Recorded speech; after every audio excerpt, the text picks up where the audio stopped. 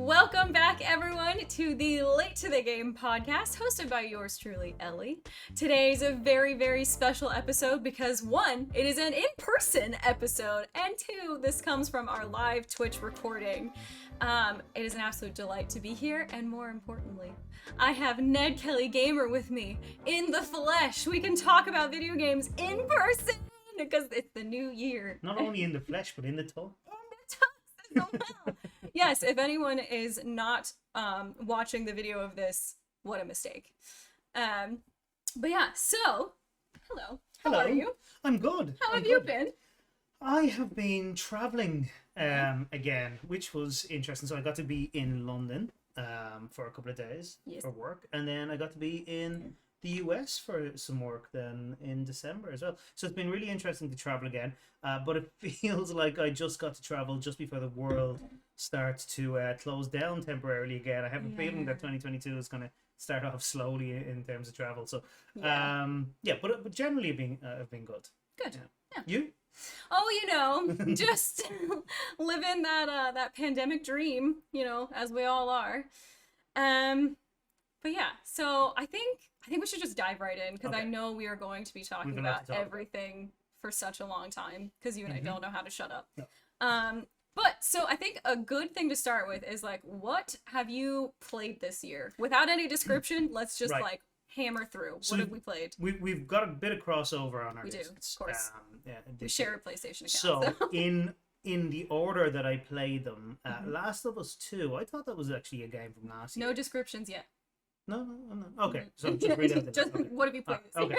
So Last of Us 2, Hollow Knight, Greedfall, Horizon Zero Dawn, Concrete Genie, Ratchet and Clank, Disco Elysium, A Plague Tale, Assassin's Creed Valhalla, Moss, Empire of Sin, Overcooked, Bloodborne, Miles Morales, Sackboy, Guardians of the Galaxy, Kena Bridge of Spirits, Lego DC Villains, Ratchet and Clank Rift Apart, and Deathloop.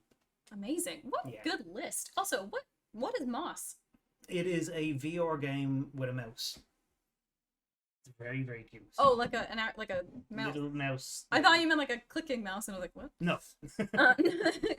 Okay, the games that I've played this year are Guardians of the Galaxy, Fall Guys, Uncharted 1, 2, and 3, Disco Elysium, Final Fantasy Remake, and the original, which I haven't finished yet.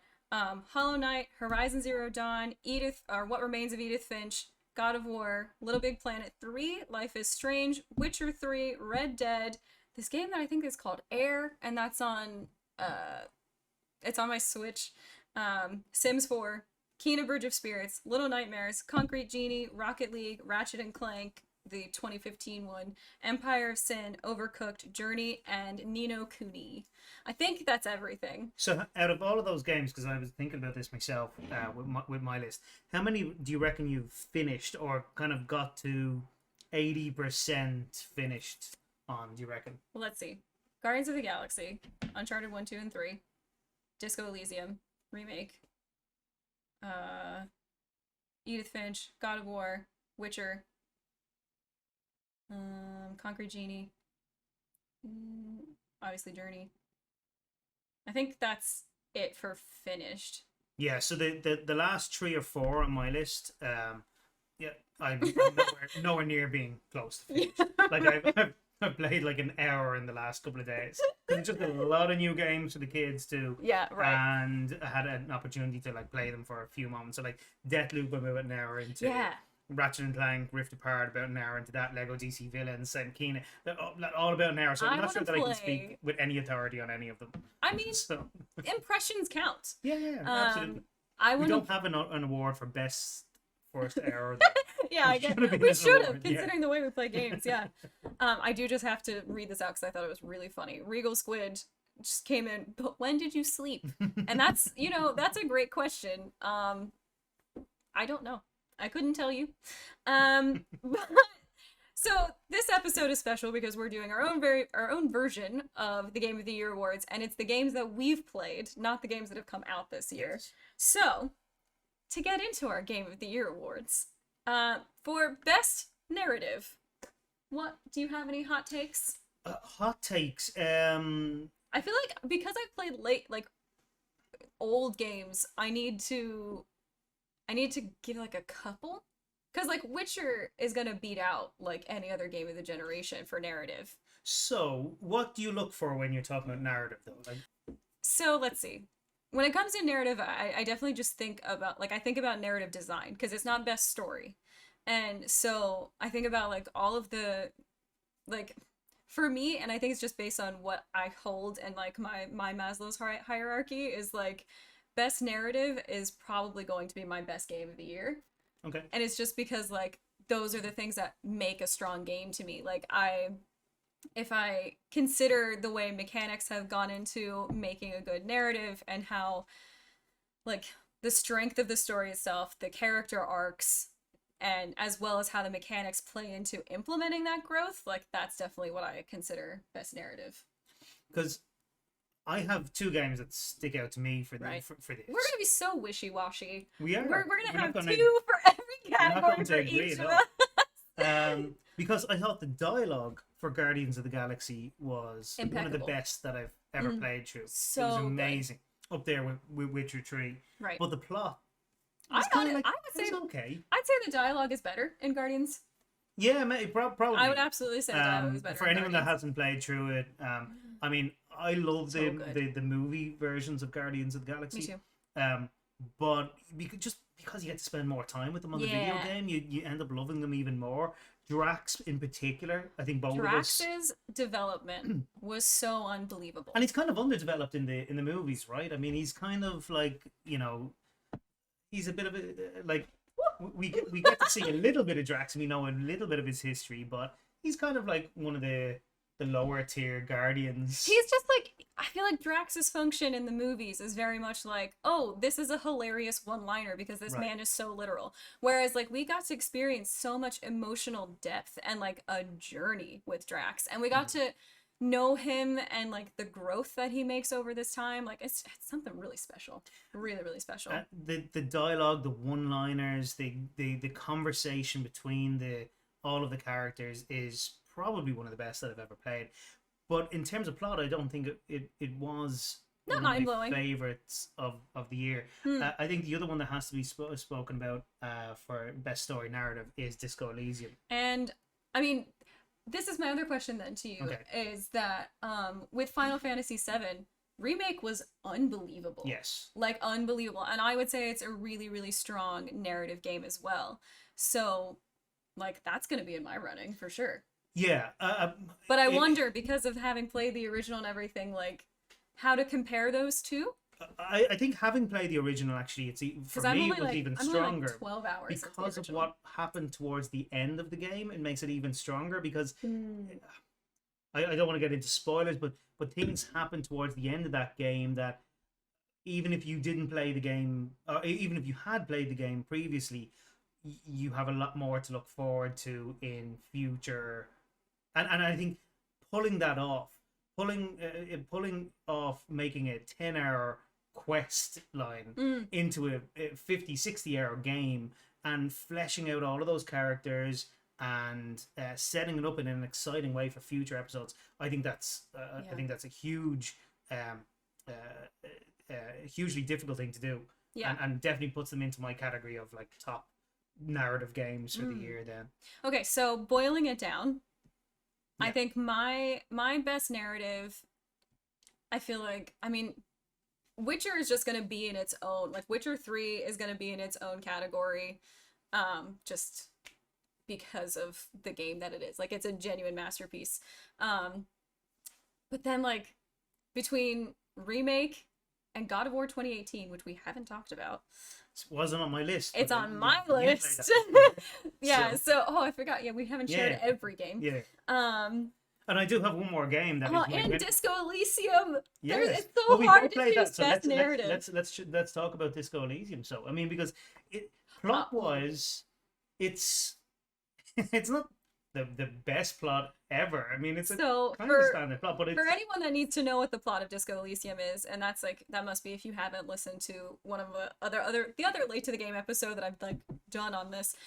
Disco Elysium is about a detective that wakes up after like the biggest bender you could possibly imagine and like is nearly dead because of it, tried to kill himself, and you are figuring out a story, or not a story, you're investigating a crime as this detective that is like basically lost any will to live before you even started playing him, and because of like the insane bender he's forgotten everything. And so you just go on this journey, and it's just this like the art design is magnificent, and it's just this like it's this really introspective journey that takes apart the bits and pieces of what makes up your brain, like the way you talk to yourself, and it's just it's so and clever. it explores philosophy, it explores politics, it explores history, in some of the most interesting ways I've ever seen done in a game too, and so like that puts it into the list of my favorite narratives for the year. It's so hard. I don't know how anyone chooses the best narrative. My winner I haven't talked about yet. Okay, all right. So you tell me what your winner is for best narrative for 2021 that you have played. Oh my god, it's so hard. Like I keep saying it can't be Witcher because everyone is already. We didn't. We were running on like. Well, if Witcher 3 is the best game narrative that you have played this year, well, that's your winner. I know, but I think I also have to consider like the length of games, because like I sunk 110 hours into Witcher, but I've played like 25 hours, 30 hours of Disco Elysium, and it's almost in the running. You know, like it's almost it's tied, and so. Oh God, I'm not gonna be able to decide between the two. Those are my two, I think. No, we're making up our own rules for this. We're making up our own rules. These are our game awards.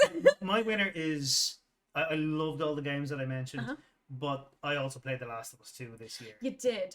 There you go. And I have never I spoke to you the morning after, because it was really late when I finished, and I called you the morning after. Yeah.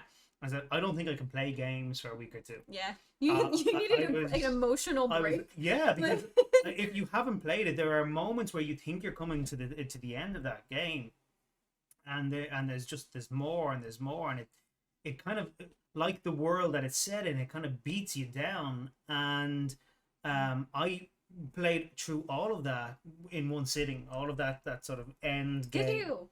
Oh, I didn't because know I thought it was coming towards the end. I didn't know you did that last marathon in one sitting. I've never been as emotionally affected by a game as The Last of Us 2. Well, that's the thing. Like, even though I'm such a wuss and I can't even play The Last of Us, like the scene where she is Ellie, where she's playing the guitar and she's playing "Take on Me" to what's her name? It's not. My heart is saying an A name. It's not. It's not. Oh, that's embarrassing. I know this name. It's not Abby. I did. It's not Abby. That's not who she's playing guitar to. You haven't played this game. No, that's not who she's playing guitar to. I thought it was Abby. Oh my god. No spoilers in the chat. Oh, he already spoiled it. Well, he told you the name. Dean is who he's playing. Well, anyways, I watched that scene like obviously completely out of context, and I still cried because I was just like, this is such an unbelievable and like intimate scene, and I didn't even need to be like in it to know that, you know, like it's cool. The dialogue, the plot, the ending of both games, and I don't know how they did it without getting too much into it, because we have other awards to give. We do. The history of that game as well, and the fan reaction to some of the things that happened in the second.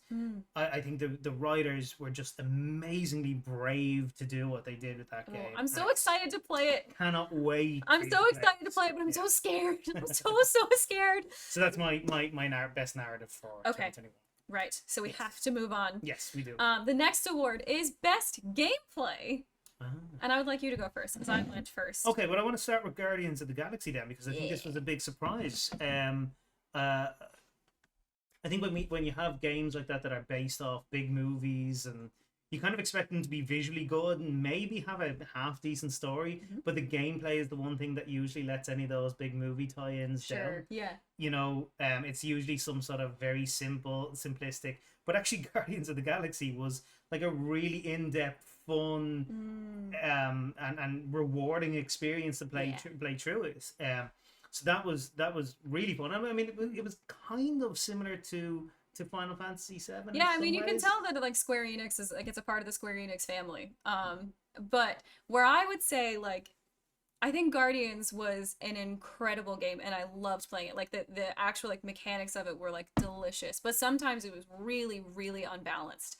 Like there's this one fight, and I won't spoil it, but there's this one fight towards the end of the game that's like it's very clear that it was one of the last things that was designed because you're not using all of the guardians like you've been working towards the entire time, and it's not a very fluent fight. Like the boss is amazing, really good, but there's just this barrier between it, so you can only use your long distance fighters, and so you're left with 3 guardians that you can't play with. And so there's just a few times in the game where I thought the mechanics were like a little shoddy, and also like most of Peter Quill's abilities I didn't like. Like he has this one that's called like mega, I don't know what it's called, but I call it the mega shoot, and it's like you just have to plant yourself and like hope that you have planted yourself in a strategic place so that you can aim this continuous fire at one person, because if someone hits you or if you dodge out of the way of something, that stream is interrupted and you don't get that until the next cooldown. In the game's defense, I think because we watched each other's gameplay a lot on this, and you played Peter better than I did. Yeah, it really suited my game, my style. And I made a comparison. I haven't seen any comparisons like this actually. But I made a comparison to Spider-Man. I felt like Peter Quill, a lot of his skills felt like playing the Spider-Man video game by Insomniac. And then you've just got all these other guardians that you can command then as well. See, like with the way I played it, it definitely was like Peter Quill was like he was the brains of the operation. Like I would put him on jet boots so that he was above everyone else, and then I would like tell all the guardians how to do other things and like get these like sick ass combos in there. Whereas I used him as you actually like properly used him. Like I saw you, like it was so funny. I saw Ned in like late gameplay, and he was like actually doing like melee combat, and I was just like, no, what? Like that wasn't even a consideration for me for the last like 15 hours of the game. But I didn't use my guardians anywhere near as much as I probably should have or could have. No, there was a specific combo, and for anyone that wants to know, I will tell you. But there's a specific combo that you can do with Gamora and Rocket that is like game changing, and I was begging Ned to use it. I was like, use my combo! It's so overpowered, please!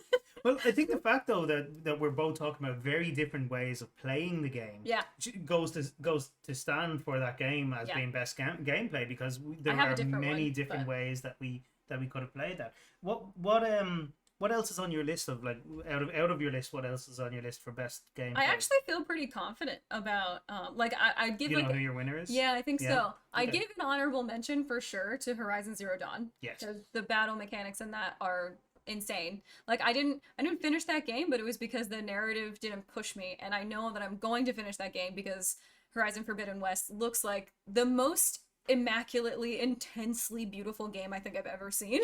And so like I have to play it. So that's my honorable mention, but like in terms of gameplay mechanics, definitely Final Fantasy VII Remake. 100%. The combat in that makes my heart explode. The fact that they were able to make it feel like the original, and that materia system, and still make it this exciting and innovative system for 2021 totally blew my mind away.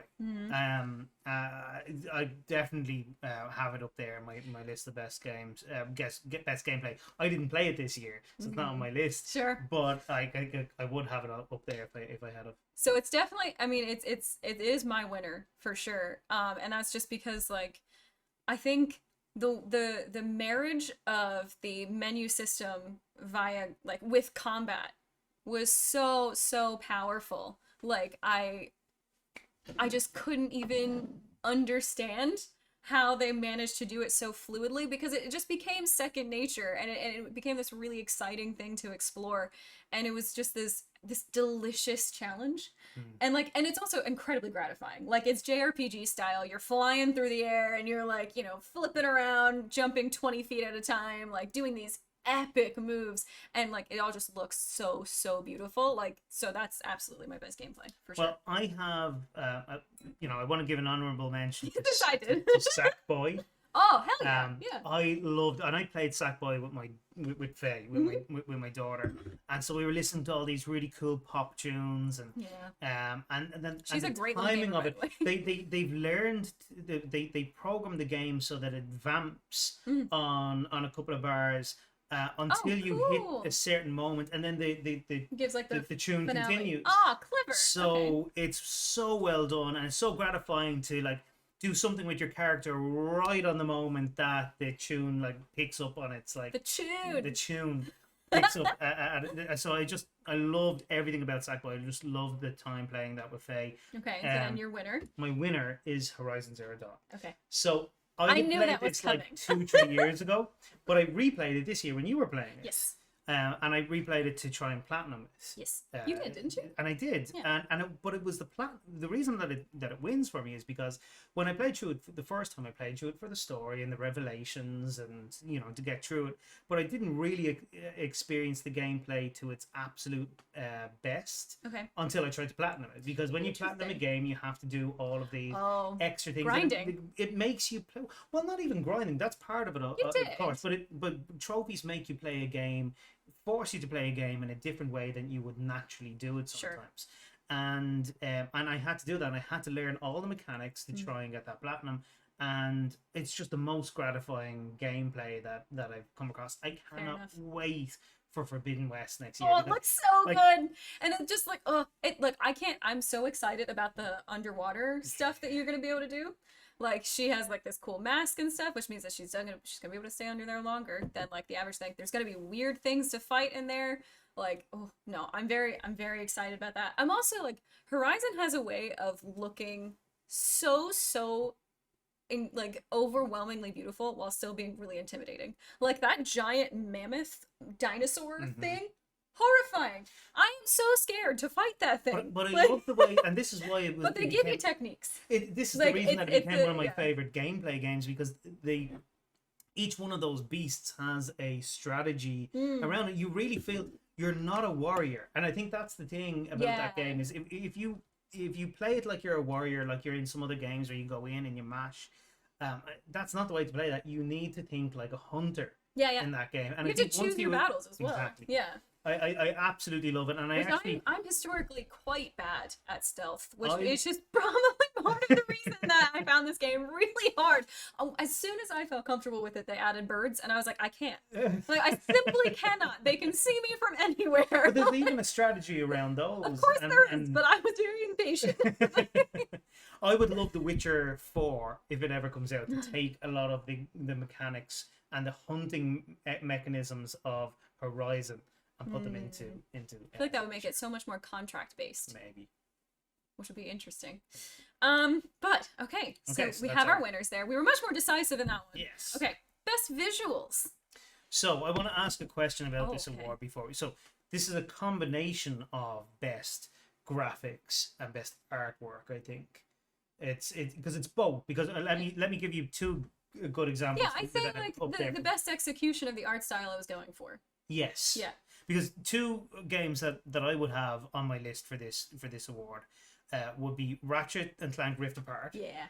Stunning. Just stunning. Yeah. You could spend a year in that photo mode. It's absolutely beautiful. But then the other game that's up there for me on this is Disco Elysium. Oh yeah. Which is like so good. Such a different style. Just I love all the artwork and all of the, like, even in the menus and the maps and so on. Just all of that artwork is absolutely stunning, and I love anything. I think I've never been a card game player, but I love cards. Okay. Because I just love the artwork that's part of them, you know. And so I think for that reason, I think Disco Elysium. So that's what I wanted to see what you thought on this game, on this award. it's not. We're not just talking graphics. We're talking about the implementation of the art The design. art style, yeah. Okay. The art style and its best So, execution, I think. well, then on that note, then what games are there for you then? Oh my god, I am just in love with visuals and dissecting those, and so for so many different reasons, like I love so many of these games. um, so let's see. Horizon Zero Dawn, astoundingly beautiful. Guardians of the Galaxy, giant set pieces, so beautiful. I think even Uncharted 3 could be in the running for really, really stunning stuff. It's not going to be the winner for me. I don't think. Because there's like, I don't know, they do giant set pieces really, really well. But between that, it's kind of just like, okay. And that might just be a result of it looking like the real world, and maybe that's not what I'm interested in. Kena Bridge of Spirits, stunning. Like, it was made by Pixar animators, and guys, every time there is a rot on the screen, I just scream. It's just, it makes my heart so whole to see those little chunks and their big eyes and their weird little teeth. Front teeth. They're like They smile with their front teeth. It's so cute. Oh my god. But I absolutely I just adore that. But like also Little Nightmares. Like yeah, I haven't played much of this game. I didn't play much of it either because I am a wuss. But genuinely, although your stream of it was fantastic. If you haven't seen this stream, there are clips of it still around. I was scared. Okay, I was scared. But Little Nightmares, like just brief tangent on this. I genuinely long term want to work on a horror game. I think it is some of the most clever and inspiring narrative design in the industry. And it's because it's so specific and it has to hit exactly the right mark with a person that it levels the balance between like so terrifying and scary but still enticing enough that you want to keep playing. Like if you just go full bore into like horror, then like it's not compelling. But if there are mechanics where it's just like, oh, this puzzle is keeping me going, like I mean that's Resident Evil's entire function is like, okay, this is gonna be scary but we're gonna have puzzles and that's gonna keep you going.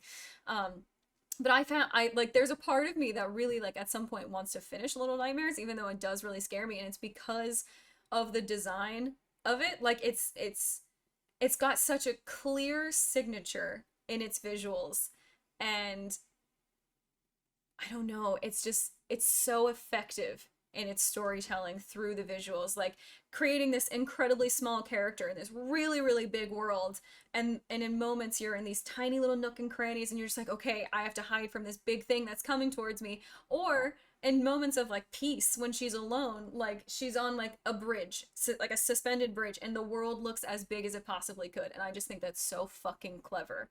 And so like visuals there, I think it's not even necessarily my favorite thing to look at. I just think it's incredibly powerful. There's two horror games that kind of come to mind that I've played this year that are great visuals. They're probably not winners for me, but just the design of everything. Like Bloodborne, I played this year. Yeah. Oh, so and, like, the design, stunning. I definitely So do think it beautiful. looks like a PlayStation 4 game now at this point. Like it does look older, but the design of all of those bosses is just amazing.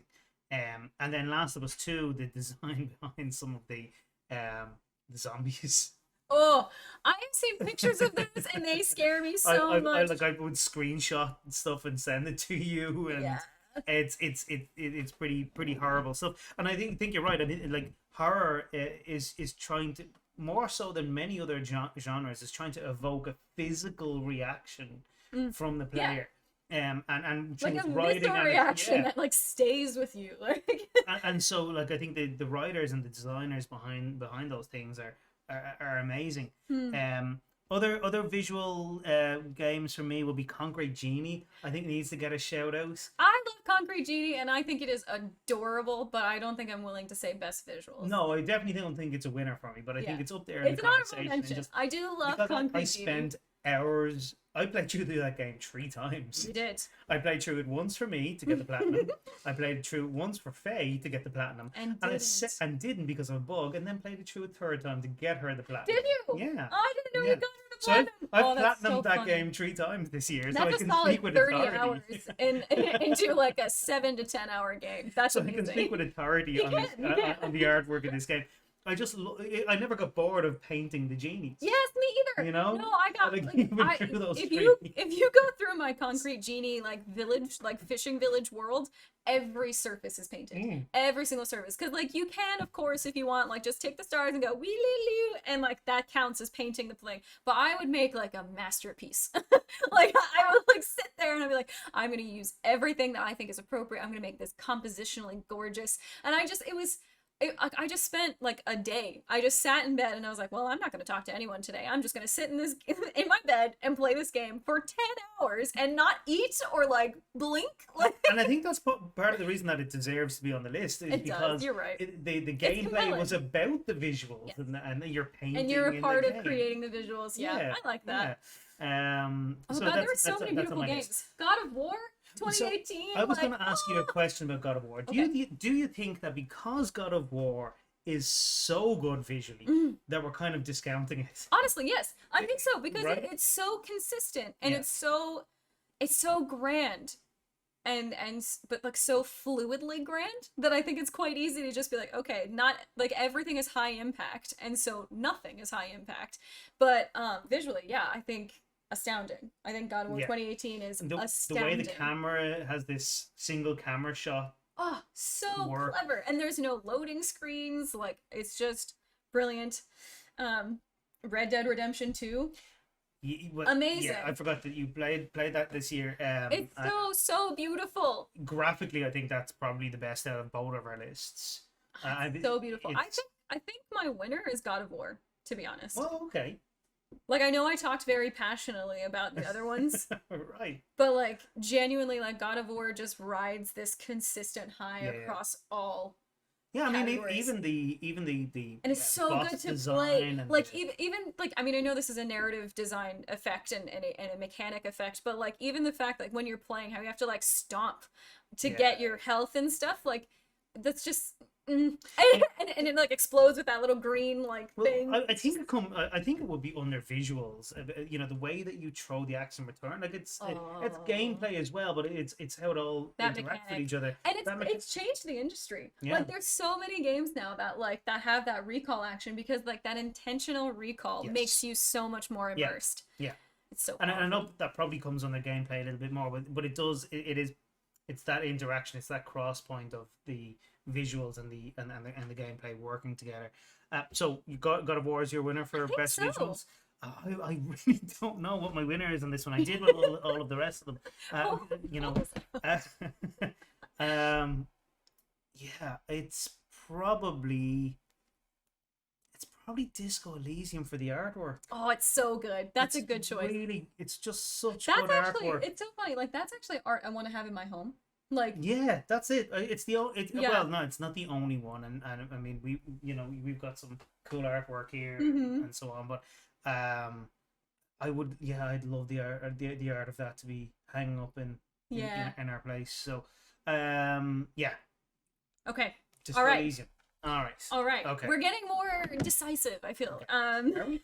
I'm getting less decisive. You're getting more decisive. I am getting more decisive. Okay. Okay, so, albeit the the most pessimistic of this. Oh my god, I also played Life is Strange this year, and that's going to be my answer.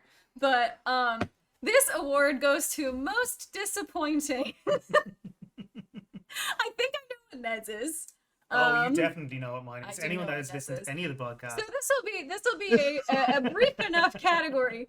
But what else were you disappointed by this year? Let's see. Okay. Okay. I visually was impressed and I loved the game. Like I love the game mechanics of an XCOM style, like an XCOM 2 style game. So I really liked Empire of Sin and its visuals were just they were really good. The artists that work for that team are amazing. But I'm not going to say it's like this extraordinary game. I'm also not going to say it's the most disappointing game, but when the characters talk, I don't want them to. Yeah. Because their dialogue is bad. We played it on console, and it very much feels like it's a PC game.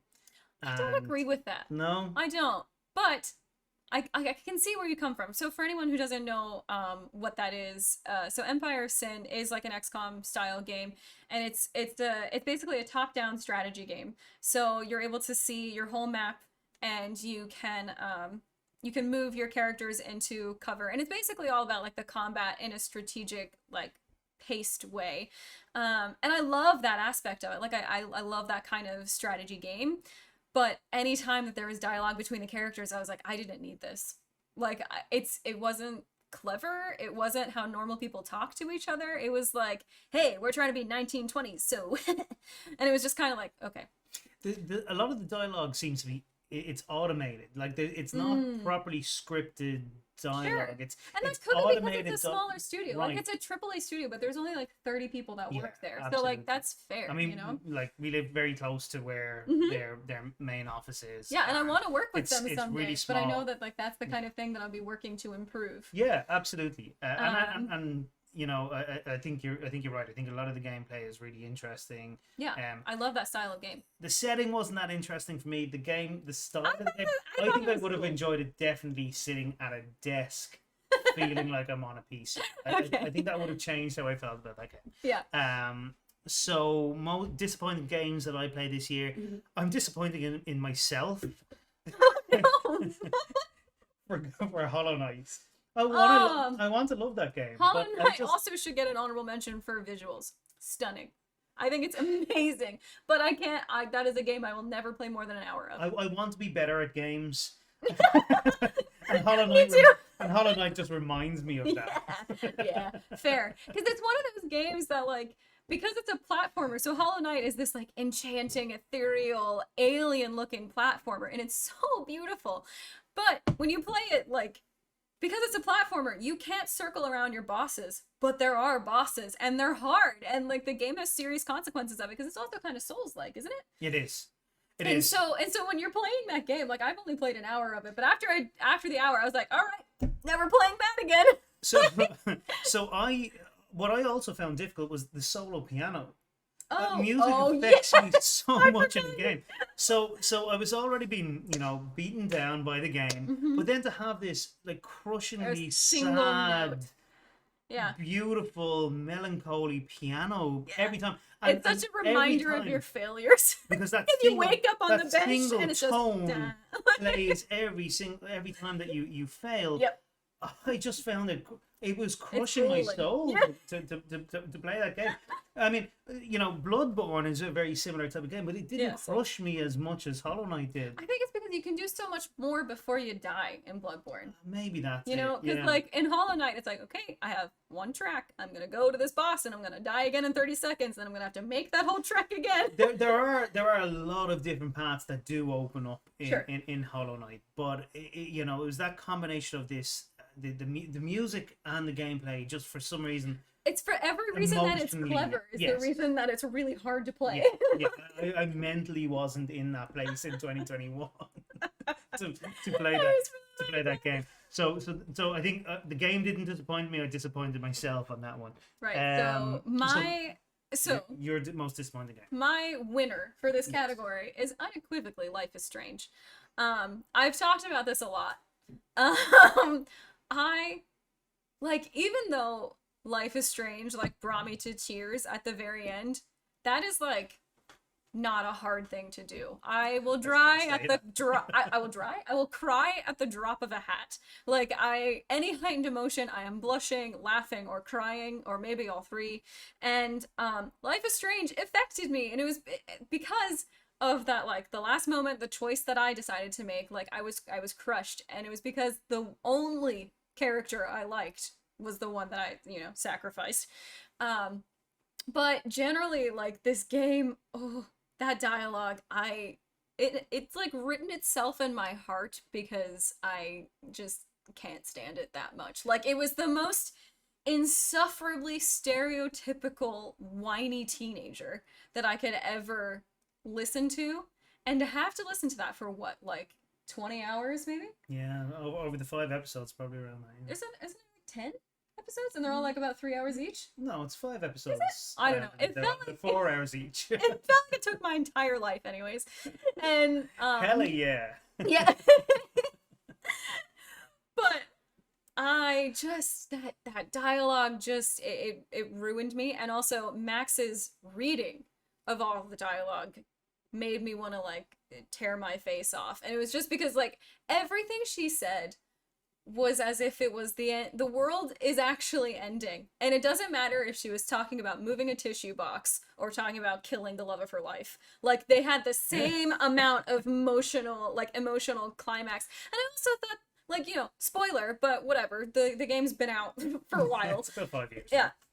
So spoiler, you know, it turns out like, oh, surprise, Max is gay. And it's like, we fucking knew. Like, that wasn't a grand reveal, and I hated that the entire game lead up was to that reveal. Like, I thought that was such a cheap way to explore this, because it would have been so much more powerful. It was like, okay, we just have a gay character that's going through this, and she's like, you know, have that moment of discovery, but don't make it that climactic peak.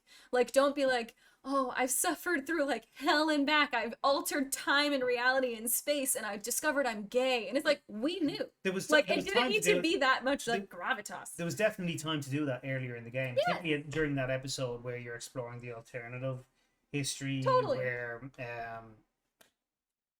her father? No, her Chloe. friend Chloe. Yeah. Yes. Where Chloe is living a very different life to the one that she's living. I think there's time to explore her relationship with Chloe there. Absolutely. Rather than at the end where she like, you know, discovers, but then it's the end, and you know, whatever your choices are at that point then. Yeah. Yeah, so that is undoubtedly my most disappointing game this year, because everyone was like, because this is why it was so disappointing. This is why it was so disappointing. So many people were like, Ellie, it's gonna change your life. It's so unbelievable. It's so powerful and dramatic and beautiful and well written, and you're just gonna love these characters. Yeah. And then I played it, and I was like, what a sincere letdown. Like, the only character I liked was the big villain. What I liked about it, and like kind of Chloe. What I liked about it though was that these characters were like real people for the most part. They felt like real people. They if they feel didn't like talk. People from, you know, Guardians of the Galaxy or God of War or you know, they you felt just took like the most fantastical versions of people as well. That's my point. That was the goal of my argument. Just took like actual aliens. They felt like real people going through real relationships and real things and real problems, apart from turning back time, of course. But and that's kind of what I like about Life is Strange generally. So I totally agree with your point, and seeing it through your eyes did make me evaluate my thoughts on the game. Yeah, because we had to talk about that. We did, and because the way I had to explain it was like, I was a teenage girl. I was around those teenage girls. Like, I wasn't here to relive any of that. And I think we did talk with it, because my argument was that I think this is why I need to give it more of a pass than maybe you do, which is like, well, I can't make too many judgments on what this 19-year-old girl is going through, or what she says, or hell yeah, or whereas no, I was like, fucking stop. Because I'm, forever. you know, I'm just mid-30s or early 30s when I played that game. Yeah. You know, Irish dude. Like, well, you know, if you do know what teenage girls are saying hell yeah. You know, I'm just going to believe the writers on that. What I would say to you and to anyone else listening is that Life is Strange 2 is a huge improvement on all of the things that you... trust issues about this franchise with you. I just... I won't play that game. And I'm not going to play True Colors either, because I am empathetic as a person, and the idea of that being my superpower sounds like the worst thing in the world. That would be such a painful way to live, and I won't do it. But what is your most disappointing? My most... Well, I know what your most honorable mention to Greedfall, which is the worst game that I played this year. But honorable mention for most disappointing. It's not most... I wasn't expecting much from it, so and it delivered... so it isn't my most disappointing, but I really disliked Greedfall, and I gave it way too much time. The game that I have played, according to my PlayStation stats, the game that I have played more than any other game ever, oh, God bless, is Assassin's Creed Valhalla. And if anyone who is a frequent listener of the pod, you'll know this man hates that game. No, he won't say he hates it because he's an optimist, but he doesn't like it. Doesn't like it at all. It's Has just everything bad to it's say so about it. close to being so good. It's a solid 6.5 out of 10. This has gone down the longer that you've thought about it, though. It was 7 at one point. No, at one point in the beginning it was 8. I don't even remember those days. Yeah. I don't remember that level of optimism about this game. I Just will, riding off the back of previous Assassin's Creed. I'm just about to start playing the next DLC for it too. Oh, I will good. finish every part of that You game. will. I love the setting. I mean, it should have been part of the discussion for best visuals, and I think in a situation where I was less disappointed by the game, I would have been part of that conversation. And It also, I think just it looks less familiar to you. falls short on every little part. It's like And lasts so long. it's so. But that's the, and I think I that's think the that's the biggest most issue with criminal part of it. because if that was a condensed 40 to 50 hour experience, I think that would be a really stunning game. Yeah. Really stunning game because the voice acting isn't bad, the visuals are great, some of the quests are fantastic. How many hours did you play this game? 170 hours, I think. 170! God bless. I would have given up at like hour 50. I'd been like, this is I think not... Witcher comes close for me for 150 hours. What they did, which was, and we'll move on after this, Yeah, but we the have to most stop being disappointing negative. thing about this is that the quests weren't bad, but they made you travel 3 times almost in every quest. So you would start the quest and then travel to point B on the quest. And that will be a 2 to 3 minute traveling, right? No fast traveling or anything like that. Doesn't seem like long, but 2 to 3 minutes. Adds up over 170 hours. Then you meet point B's point of the quest, and then they send you to point C, which is going to be where you finish the quest, and it'll be another 2 to 3 minutes of just traveling, and then the quest will finish, and won't be leading you off starting a new quest from that point. There will be another 2 to 3 minutes. So for one quest, you're talking about probably 9 minutes of traveling for every single quest, where you're not actually questing, where you're not actually taking part in any gameplay. It is you on your horse traveling from point A to B to C, And see, or to the new point A. You've said this to me before, And but that's a big problem with gameplay. the other day we were talking about this, and you made a really good point. Is that all of the quests were like, all of the development in the narrative was centered around Eivor. Yeah. Not that the world was developing and she was a part of it. It was all very much like, you're the main character, so everything has to do with you, and like that's what moves the things along, is your actions. And I think that's such a valid point for why it was weak. Well, because in Red Dead Redemption, you're traveling a Right. huge amount as well, but you feel like you're traveling through a world that is happening regardless of whether you're there or not. You feel like you're exploring a world, whereas you don't feel that sense of exploration. I never felt that sense of exploration. I felt a sense of traveling. Yeah, I feel like there's a way that it like necessitates it. Yeah. Like it's very different situationally. Like you might even be doing the same amount of traveling, but like there's more exposition and like satisfactory delivery of it. And also I think there is something to say for the fact that it's in the English countryside, and like that is the climate we know. Like Yeah. that gets monotonous because there's no trees and it's just like hills. Well, Well, it's England, so to they've be, got to be trees. and to be super cynical, just for Okay, and then we before have to move yes. To be super cynical about it, the reason that they ask you to travel that much is just to flesh out the game. Yeah. It's purely a business decision. There is no reason where you need to be traveling. They could have had those quest people like 30 seconds away, 15 seconds away in your game, but they're adding 9 minutes on to every single quest because they're trying to make more money from the players, and I think that's what got me angrier as I went through it. But my daughter bought it for me. Oh, bless her. Right. Okay. And so I've been playing through it. And Okay. because So I think the developers are really good at what they do too. yeah, You know, I mean they they want have to an actually entire play the franchise to content that back they that up. made. Yeah. You know, so But okay. that is my most disappointing. That's our most disappointing category. And then for this next one, I think we just have to like gut response. Not because we're running out of time, even though we are, but just because I think it would be good to have like what is your first idea with this? Okay, so what was the most fun game that you played this year? Most fun game is Sackboy. Yeah. That was a good response. That's not. I didn't even know that's what I was going to answer until I answered it. So Yeah, wholesome. Sackboy. Yeah, I love because I that. played it with Faye and it was an amazing experience Love that. for all the reasons I said earlier on. So, Love that. what's yours? My most fun is definitely Final Fantasy VII Remake. Ah, I just The combat is so good, and I loved getting to know those characters and exploring that world. And the combat, ugh. Like it was the kind of thing, like, just brief tangent. It was the kind of thing that, like, in JRPGs, it is so easy to realize how often you are pulled into an encounter.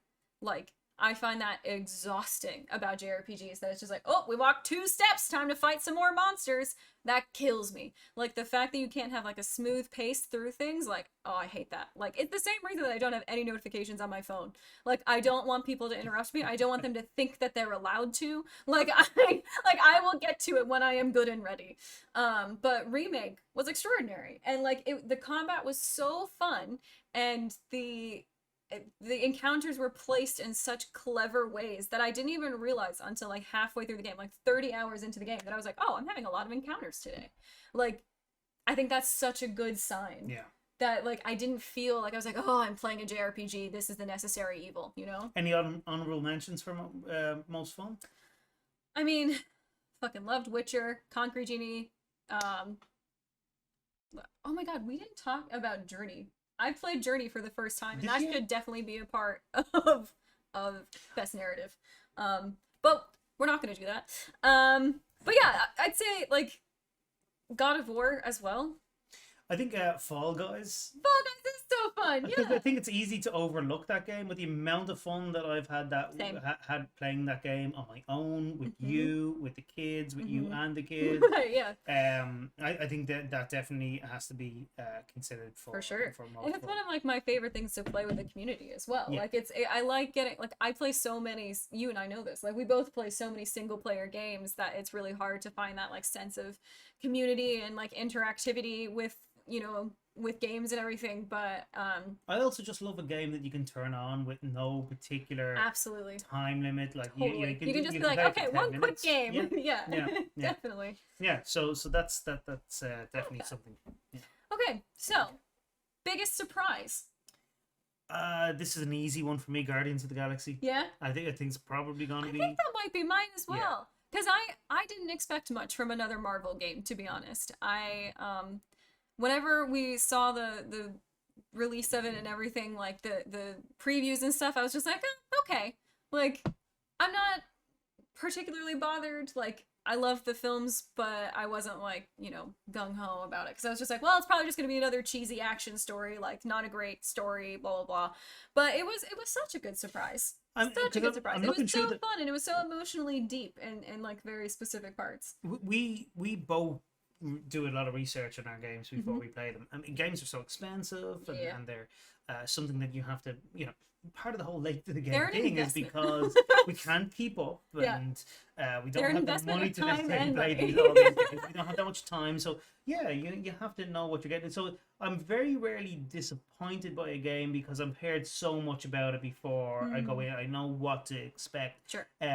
But actually, Guardians was one of the few games that we've both played that because it was actually new. Like, it wasn't the late game, and it's this movie tie-in. Well, it's not even, but I think it's really not. Once you play it, you realize actually that's why it's a surprise. That it's not a movie tie-in. And I love that. It's part of the comic narrative, and it's a slightly different tone. And it's great gameplay and such impressive dialogue. So fun. It's a brilliant game, really surprising, really enjoy that. I mean, like, other surprising games I think might be Concrete Genie for me again. Concrete Genie was a surprise, I really enjoyed that. I didn't realize that I would enjoy it as much as I did. Played through it 3 times. Little Nightmares. And that's definitely a big surprise for me. Like, I didn't finish it, so I don't know if I get to count it, but I think that might be one of my big surprises for sure. Like, oh my god, and Uncharted. Is that a surprise to you? Yes. Right. Yes, absolutely. So, even like, I've told you how much you would love it. Do you remember what happened the first Uncharted? I very much do. Yeah. So I was betrayed for the first Uncharted. False expectations once again. Life is strange, PTSD and all that. But playing Uncharted 2 and 3, like, even though people keep saying that, like, you know, they, like, everyone that's played this series will tell me, like, oh, it gets better every single game. Like, 4 is the best, you're gonna love it, blah, blah, blah. I don't know. I still just wasn't expecting, because it's like it's popcorn movie, you know, like it's just like this comfort game, and so yeah, I think it was a very big surprise to me, Mm. because I wasn't expecting to like love these characters, because it's such like a cheesy like action film kind of thing, but I do just desperately love these characters, and I love the story, and I love getting to play these games. Like, yeah, also a surprise because I love a shooter. Like, Right, yeah, because that's something that that you was something said I you'd was never want to really do. it's something I was genuinely afraid to like play before, just because, like, you know, being an American, having PTSD, and being in the United States, like, I don't like first person shooters are something that I'm not interested in, but I think the gateway drug to that would be Deathloop. Like, there are like, but I Maybe. don't think I'm ever gonna be like a COD player, you know? Like, it's just so for me to end up loving this game that is like so shooting heavy and like has weird monsters that make me scared, like that's a big surprise for me. I guess. So yeah, I think Yeah, I think I'll settle on Guardians as being Guardians, yeah. the one for me. I But think the other ones did as well. being late to the game means that we're less surprised. Yeah, I think that's the nature of it, sure. Okay, and then finally, what was your game of the year? Huh. Because I'm similar to you. I mean, like the game that wins best narrative is probably going to be the game that Because wins that's the thing that you and I are both attached to. Like, game we're of both the year. storytellers, you know? Right. And so if that was the case, then Mhm. Last of Us 2 Fair. would be it. But I am going to subvert expectations. Oh, And I'm going to go with Guardians of the Galaxy. really? Yeah. Wow. Because of that surprise partly. Hmm. Because the narrative was up there. I mean, it really was. Yeah. The character development, making me love characters in a way that I never expected. In such a short Um, amount of time comparatively to the other games we The played. soundtrack was better than the The movie. soundtrack, yes, I love They that had Rick playlist. Astley, like They did. That's all you and need in a Blondie, soundtrack. and you know it was a brilliant soundtrack. Yeah, it was. You know That weird little llama, what a treat. the gameplay Like- is really fun. The llama is brilliant. His dancing is excellent. Her, she's Um, Cammy. it's such a fun game, and Last of Us 2 is not fun in that way. Fair. It is amazing story, and it's something that everyone should try to play through. But it's not what I would consider fun. Sure. So when you then add when you take Guardians and have a dialogue that's almost as good, and a story that's fun and an adventure, and you add in all those gameplay and that fun, that fun soundtrack, Mm, it is actually my game of the year. fair. Yeah. Very fair. Yeah. I think my game of the year has to be Witcher 3. Like, it's Witcher, just I hold it in this the entire franchise. I hold it in a very specific place in my heart. Like, I wrote my dissertation on it. Like, I've read all the books. I played the game. Like, we're watching the series, and we the entire episode we're just like, here's what they should be doing, blah blah blah, or like, here's what they did really well, and like all this stuff. We've got so many hot takes. It's something that I'm like, for considering how old, like the first book came out in 1995, but considering that like how long this series has had time to like marinate, we talk about it daily. Like, it is something that is a part of my like everyday life for whatever reason, and so like Witcher 3 is always going to have a very special place in my heart. But if it wasn't that, then it would either be God of War 2018 or Guardians, I think. Yeah, I mean, your list, because you're playing Because I'm of the playing these massive like yeah, titles, I yeah. mean, they're again, like the best surprise. It's late to the game. You're gonna have these amazing games. Totally. To weigh up, and like comparing Last of God of War to The Witcher. But what is so shocking about that though, because Witcher came out in 2013, didn't it? Or 2015. Yes. And God of War is 2018. Like, so the fact that those still hold concurrently and Witcher comes out better, like, that's so impressive. I'm just so overwhelmed by how much I absolutely adore that game, and I think it just always will. Yeah. Like, it's a game I've put 110 hours into, and I'm actively looking forward to when I can replay it. Like, Yeah, I'm just waiting for the next gen Yeah. version. mhm. Like, that's how much I love that game. Yeah. You know, I really want to replay it right now, but That's how much I love the game. yeah, she's got it permanently marked on her body. I'm committed. So Witcher 3, 18th of May 2015. Like, it is Wow. 6 years old. Amazing. Like, almost 7. And that it's winning a game of the year by someone that's played games Indeed. this year. Played it this year. I think that's amazing. I agree. Yeah. And on that positive note, I think this is going to be the end of our New Year's podcast. Yes. But, you know, thanks to everyone who listened. Thanks to everyone who's been with me on this journey. It's an absolute privilege to get to make this kind of content and to have people be interested in it, because I just get to explore my passions and people just actively listen, which is amazing. But yeah, so that's it for this episode of Late to the Game podcast, Thanks for New having Year's me. edition. Thank you so much for being here, Ned. But yeah, that's it. Happy New Year, everyone. Yeah.